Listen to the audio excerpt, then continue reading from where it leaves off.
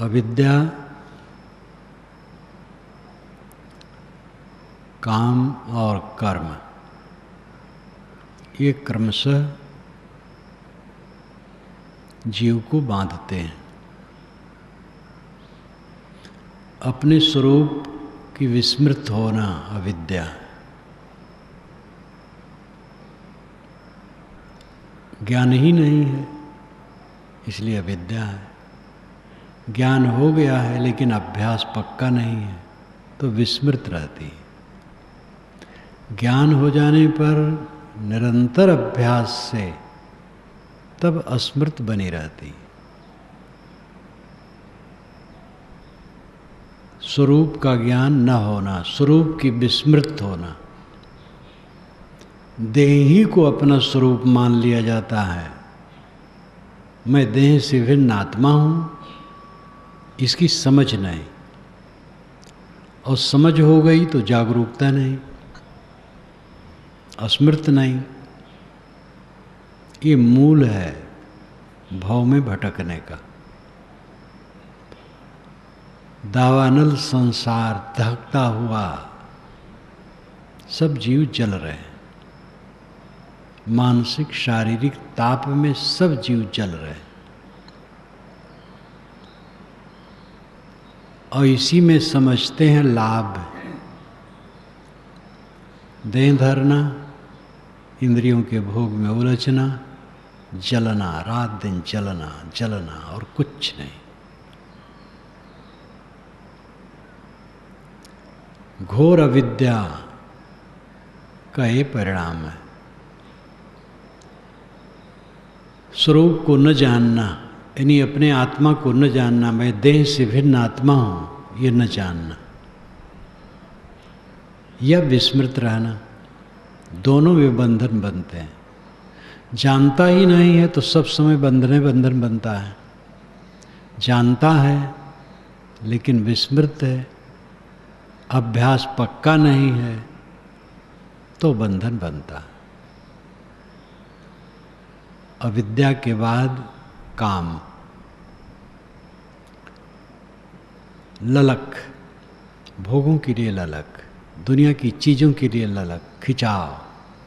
अविद्या है इसलिए बाहरी दृश्यों में खिंचाव होता है। यही काम है। काम का मतलब केवल मैथुन क्रिया नहीं, वो तो है ही है, तो भयंकर भावधारा है। लेकिन और छोटी छोटी कामनाएं जीव को बांधती। लोगों से नमस्कार कराने की इच्छा हो, वो भी काम है। स्वयं हम नमस्कार कर ले, नमस्कार कराने की इच्छा क्यों? अपने को बड़ा मनवाने की, पुजवाने की इच्छा, ये काम है। कुछ भी पाने की इच्छा काम है भौतिक भोगों में। ये ललक, खिंचाव, काम, कामना जीव को और गहरे में डाल देती है। तो उसके पश्चात कर्म चलते हैं। कर्म जो कुछ किया जाए वो सब कर्म में नहीं आता है, बांधने वाले कर्म में। जिसके मूल में राग द्वेष होता है वो कर्म होता है। वैसे कर्म सबको कहते हैं, राग द्वेष छोड़ करके भी जो किया जाए तो वो भी कर्म है, लेकिन उसको कर्म बंधन नहीं कहा जाता है। रस्सी से पैर बंधा है तो रस्सी से पैर को बांधा, ये कर्म है, और फिर उसको खोला, ये भी कर्म है। एक कर्म है बोना उपजे बीज बहुत, एक कर्म है भूनना उगे न अंकुर सूत। श्री गुरुदयाल साहब कहते हैं बीज खेत में डालना एक कर्म है, और बीज को आग में सेंक देना एक कर्म है। दोनों कर्म में फर्क है। कर्म तो दोनों में है, क्रिया दोनों में होती है, लेकिन खेत में बीज डालने से फल फूल इत्यादि फसल आती है, भून देने पर सब समाप्त। तो जिसमें समाप्त होता है उसको कर्म नहीं कहा जाता है, कर्म बंधन नहीं कहा जाता है। जिससे बंधता है जीव उसको कर्म बंधन कहा जाता है। मन में राग और द्वेष है, उसके आधार पर जो सोचा जाता है, बोला जाता है, वो किया जाता है, वो कर्म बंधन है। राग पूर्वक सोचा जाएगा तो कर्म बंधन होगा, द्वेष पूर्वक सोचा जाएगा तो कर्म बंधन होगा। और कर्म बंधन आया बस पूरा समाप्त है। भटको, भटकते रहो, भटकते रहो।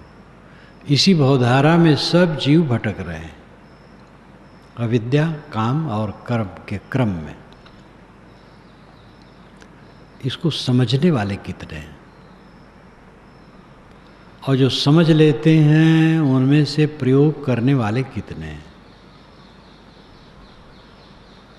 जो इसी के लिए बाना पहनते हैं, जब वह विचित्र विचित्र क्रिया में लगे रहते हैं, बिल्कुल अपनी साधना को छोड़ करके विपरीत दिशा में बहते रहते हैं, तो और घोर अंधकार में संसार में किससे आशा की जाए कि इसको समझे और करे। ये आश्चर्य होता है। जो लोग घर द्वार छोड़ देते हैं, घर द्वार छोड़ना भी सहज नहीं, बहुत मेहनत से छूटता है।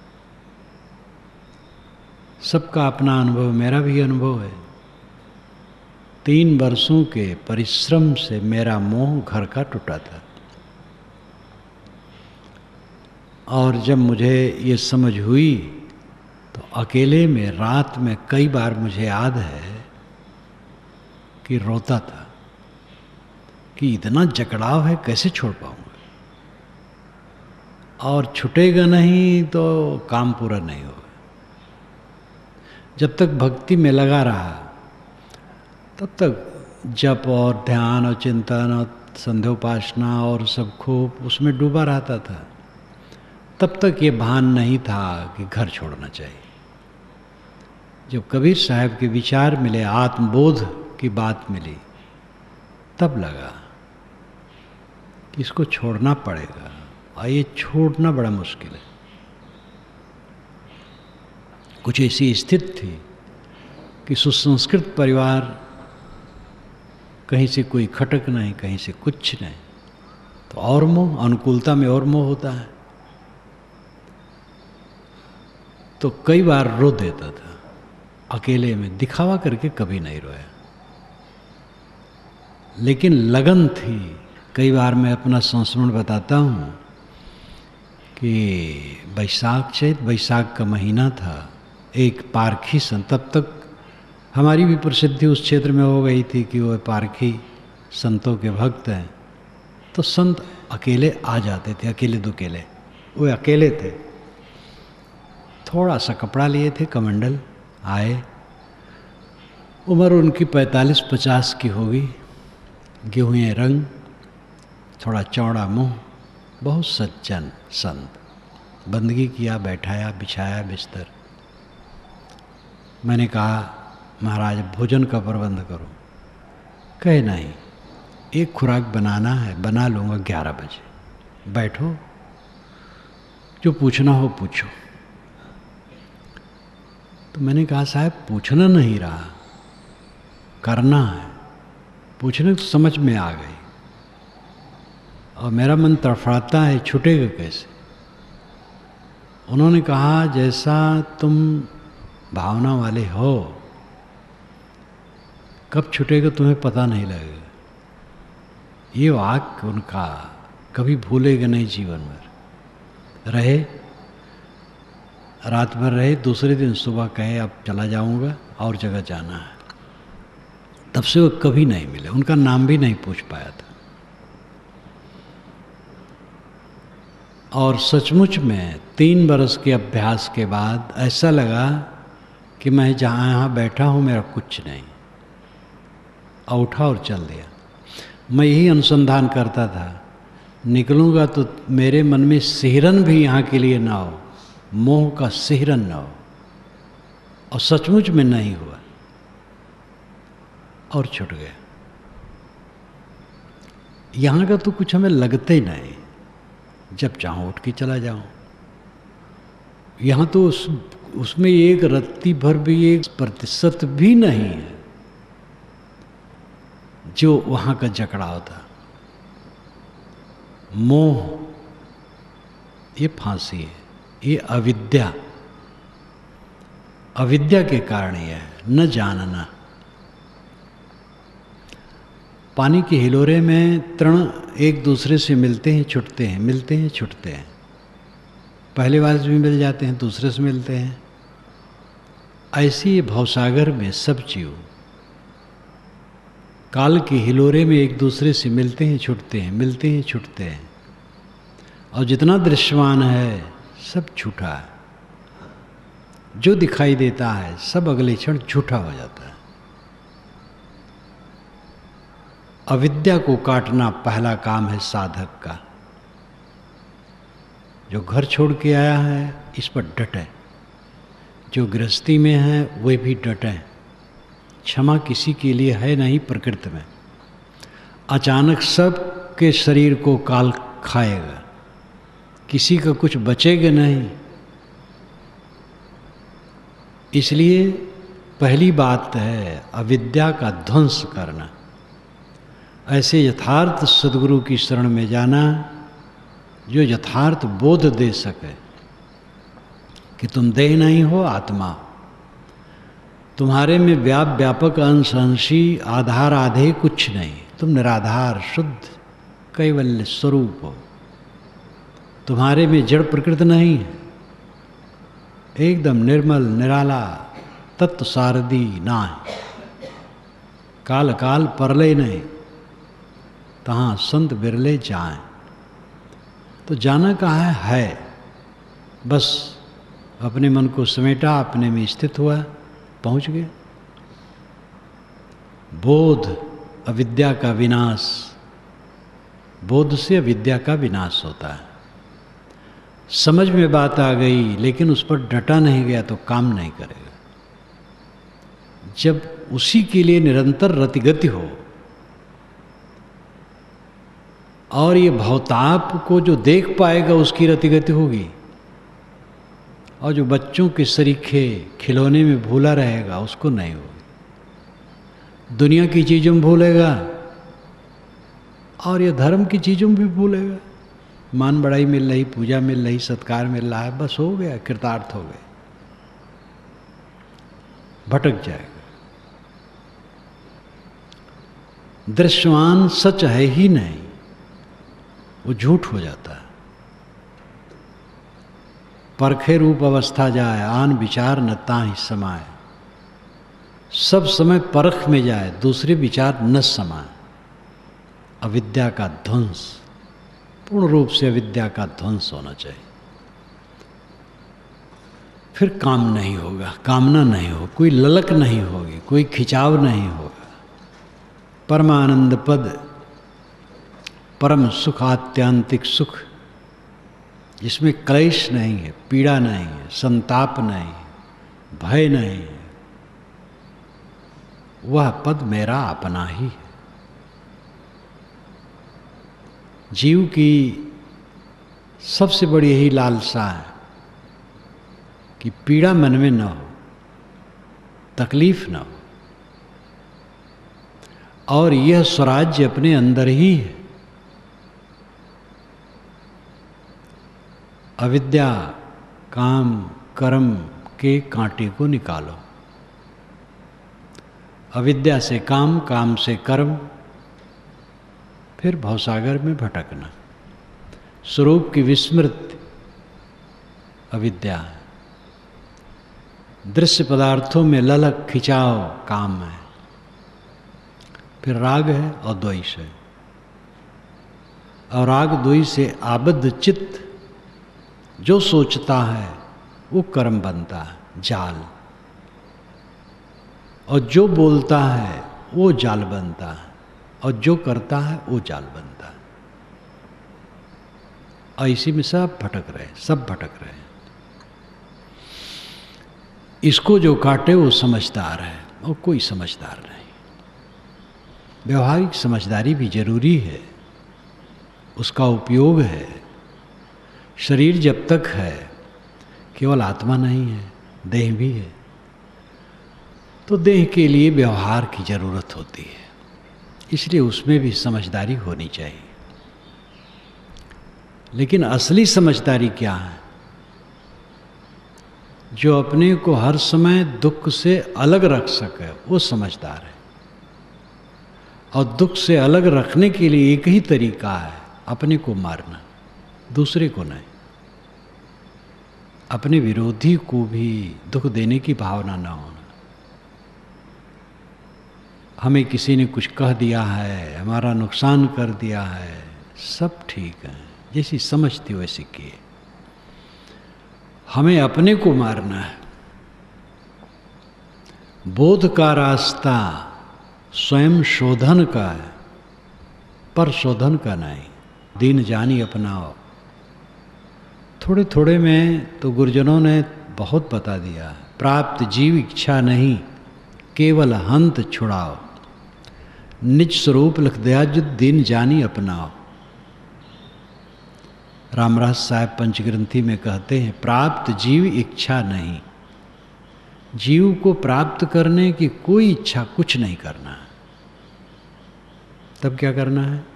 केवल हंत छुड़ाओ, केवल अहंकार छुड़ाना है। शरीर, मन, वाणी, कर्म, नाम, रूप, जो कुछ लिपटा है जंजाल, जो हमें रात दिन जला रहा है, उसी का अहंकार छुड़ाना है। अविद्या बस इसमें प्रियता है।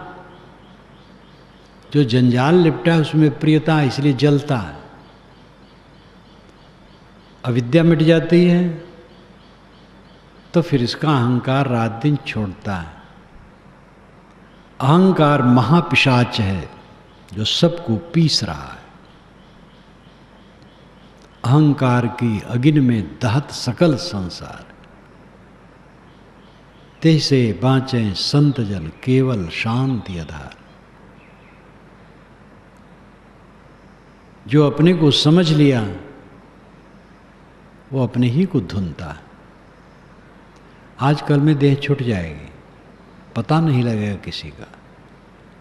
और भवसागर में पड़ा है, संस्कार शेष है तो भटकता रहेगा।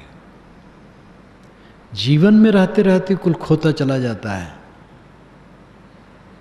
यहाँ थोड़ी उम्र के जो बच्चे बैठे हैं वो याद कर सकते हैं कि उनके 10-15 वर्ष के पहले की बहुत चीज़ें उनके सामने कहाँ। बूढ़े लोगों को तो और अनुभव होता है, कितनी दृश्यावलियाँ लुप्त हो चुकी हैं, जिसमें हम क्षुब्ध हुए थे, आकर्षित हुए थे, वो कुछ भी नहीं, सब तमाशा। अविद्या, काम और कर्म, इन तीनों को ठीक से समझ लेना चाहिए। स्वरूप की विस्मृति, स्वरूप का अज्ञान अविद्या। स्वरूप का अज्ञान स्वरूप, स्वखुद रूप पदार्थ, अपना पदार्थ। जो चाहो निज तत्व को शब्द ही लेहु परख। निज तत्व, अपना पदार्थ, स्व अस्तित्व है। मेरा अपना होना अपना पदार्थ है। इसकी विस्मृति है, ख्याल नहीं। ये भव का मूल है। जहाँ ज्ञान ही नहीं है वहाँ तो गर्गाप है, पता ही नहीं है। लेकिन जिनको हो गया है ज्ञान, संतों से, गुरुजनों से, पुस्तकों से, और आलसी बने बैठे हैं, राग द्वेष में समय बिताते हैं, कला कल्पना में, क्लेश में, प्रपंच में, उनका क्या है? ज्ञान क्या है? कागज का फूल है। साधक भला राग द्वेष में कैसे उलझेगा? एक एक क्षण अत्यंत कीमती है जो भागा जा रहा है। इसमें हमें अपने भवबंधनों को काटना है। इसमें राग द्वेष गुटबंदी कलह कल्पना नहीं करना, अपने मन के राग तो इसको काटना है।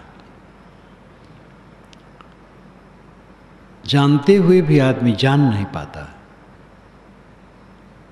भटक भटक जाता है। पतंगी देखती है कि आँच है। एक बार का मुझे अनुभव है, ढबरी जला के पड़ रहा था, एक पतंगा आया, बड़ा पतंगा, एक तरफ का पंख झुलसने लगे, भगा नहीं, उसमें कूद पड़ा। कैसा व्यामोह! ये जीव पतंगी बने, जल रहे हैं, बड़े वीर हैं, बड़े शूर हैं, दूसरे को उन्होंने धत्त बुला दिया। अपने पते नहीं कि हम धत्त बोल गए। कौन किसको समझा है? जो कहते हैं दूसरे मूर्ख हैं, वे अपने को नहीं समझते हम महामूर्ख हैं। साधक अपने को देखे, निरंतर अपने को देखे, निरंतर अपने को देखे। ज्ञान नहीं है तो ज्ञान प्राप्त करे, ज्ञान हो गया है तो निरंतर अपने को रगड़े और बिल्कुल आत्म स्मृत में रहे।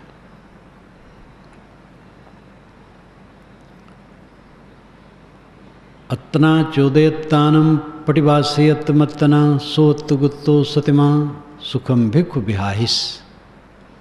ये तथागत बुद्ध कहते हैं धम्मपदम में। अत्तना चोदयत्तानम,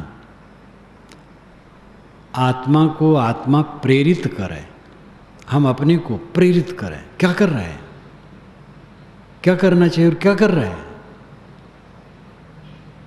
जागृत करें। पटिवासयत्तमत्तना, अब आत्मा द्वारा आत्मा में निवास करें।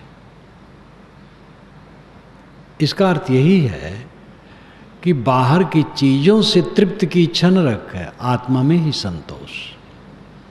पटिवासयत्तमत्तना सो अत्तगुत्तो, वो अत्तगुप्त है, आत्मगुप्त। आत्मगुप्त नाम आत्म सुरक्षित, अपने आप में सुरक्षित है।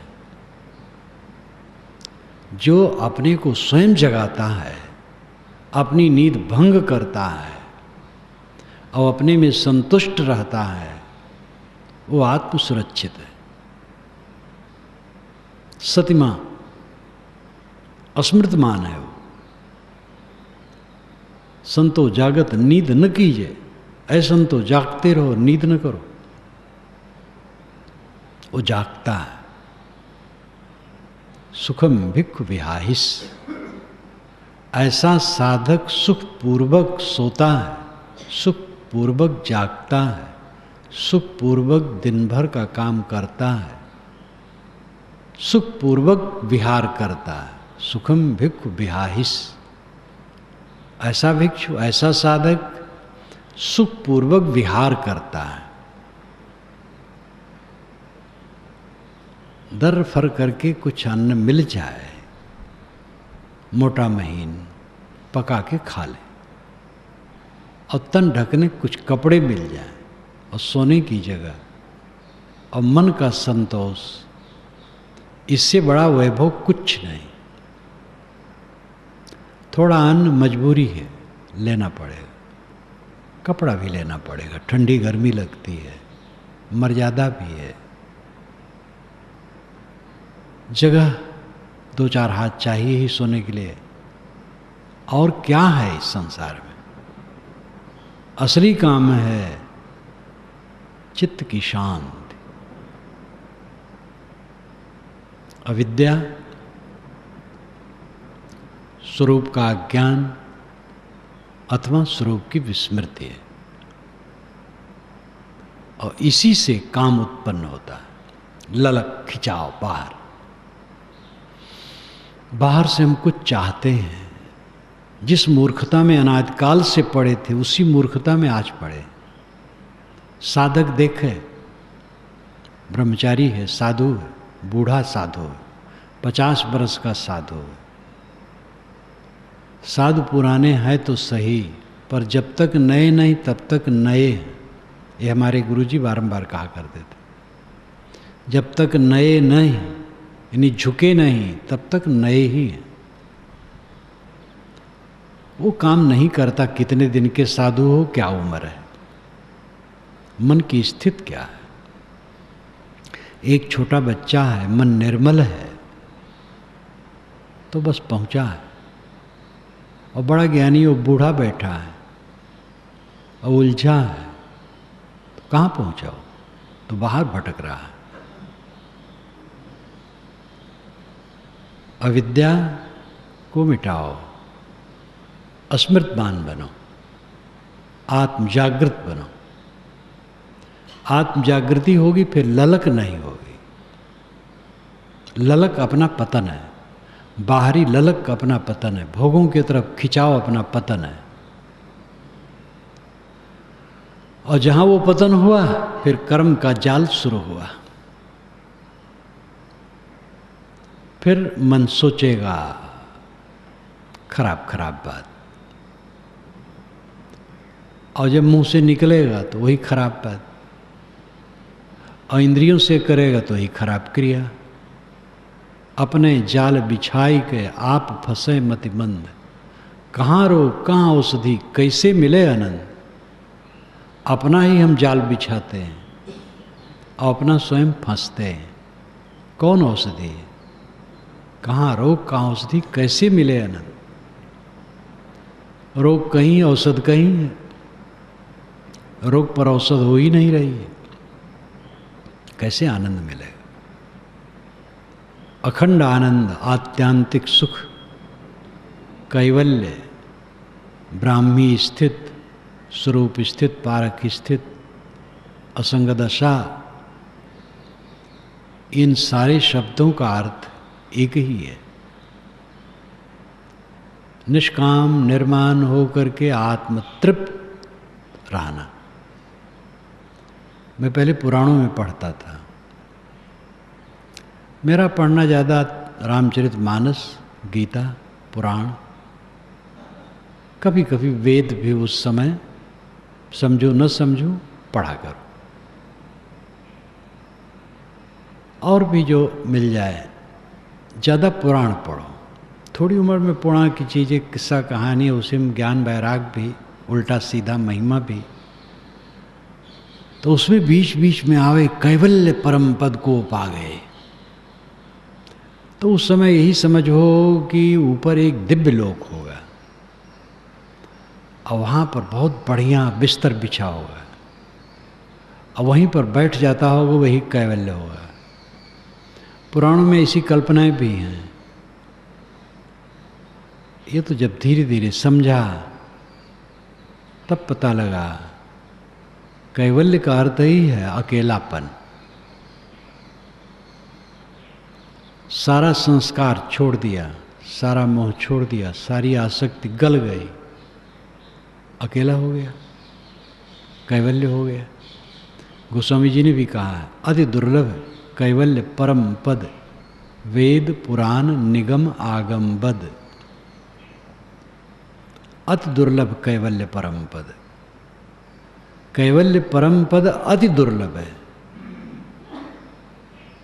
अति विशेषण लगाते हैं, दुर्लभ तो वैसे दुर्लभ है, और अति भी लगाते हैं। वेद पुराण निगम आगम बद, वेद पुराण निगम आगम सब कहते हैं, और कहना सच है। देखा जाता है साधक को कहाँ कहाँ भटक रहे, क्या करने आए, क्या सोच रहे हैं। कई बार कहता हूँ, घर से लोग निकलते हैं तो श्रद्धा भावना बहुत बढ़िया रहती है, थोड़े दिन में भाई बन जाते हैं, और भाई बनने के बाद फिर ऊपर उठ जाते हैं। तो ऊपर उठ गए तो फिर कोई बातें नहीं, फिर और ऊंचा हो गया, साधना की बातें खत्म हो जाती। लेकिन सब ऐसे नहीं होते हैं। कुछ लोगों के मन में ग्लानि होती इस भवताप को देख करके, जागरूकता होती है, वे अपने आप को निरंतर शोधते हैं और सदैव दीन वचन उच्चार, भक्ति भावना लेकर के जीवन व्यतीत करते हैं। भक्ति शुरू में है मध्य में है और आखिर में है। भक्ति छोड़ करके मुक्ति नहीं हो सकती। भक्ति छूट जाएगी तो स्थिति ही नहीं रहेगी। जहाँ से हमें आत्मधन मिला है उसका बोध और संरक्षण जहाँ से होता है वहीं के प्रति जब श्रद्धा नहीं रहेगी तो उसका टिकाव मन में कैसे होगा। कोई हमें पैसे दे दे तो उससे हम काम कर सकते हैं, उसके प्रति श्रद्धा रखें चाहे न रखें। कोई एक आदमी हमें मकान दे दिया, रहे उसमें, जिसने मकान दिया उसके लिए भाव रखें न रखें, हमारे हो गया बस। पिता मकान बना दिए, बच्चे टिका दिए, अब आगे बच्चा ही पिता को भला बुरा कहता है, लेकिन मकान में तो रह रहा है। कितने पिता बेचारे बुढ़ापा में पराए घर की तरह रहते हैं।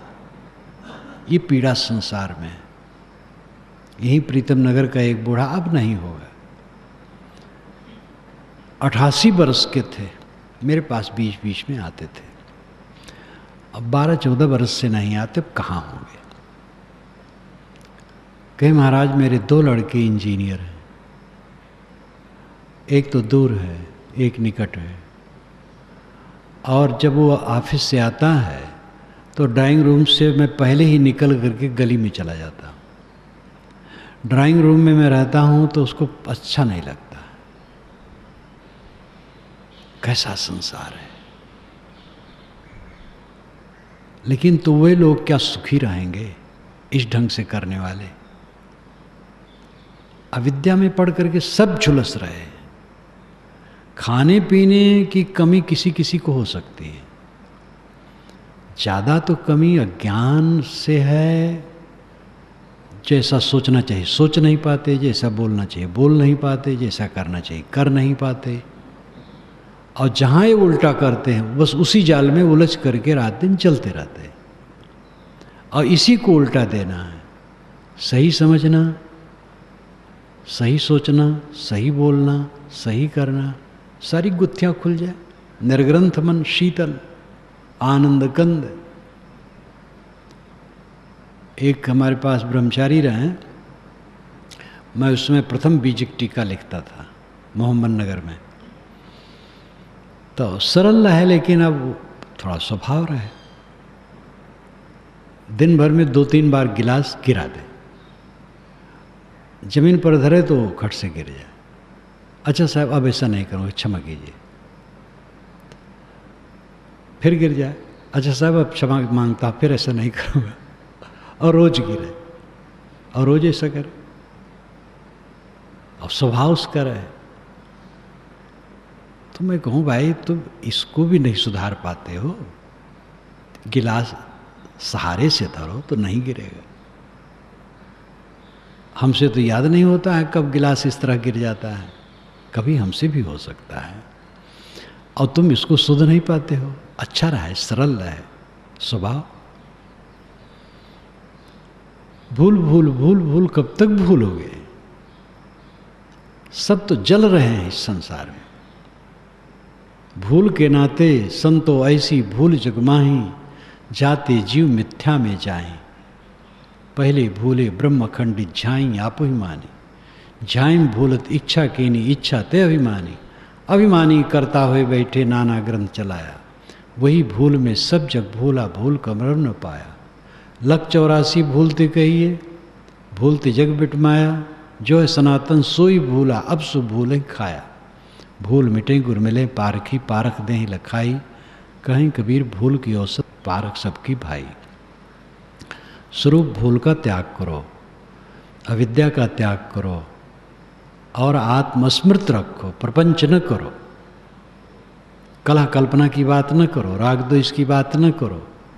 चित्त को शुद्ध करो, और भोगों के लिए ललक न करो, और राग द्वेष पूर्वक चित्त न रखो जिससे कर्म बंधन बने। अपने को सबसे छुड़ाओ, इस कांटे से निकालो।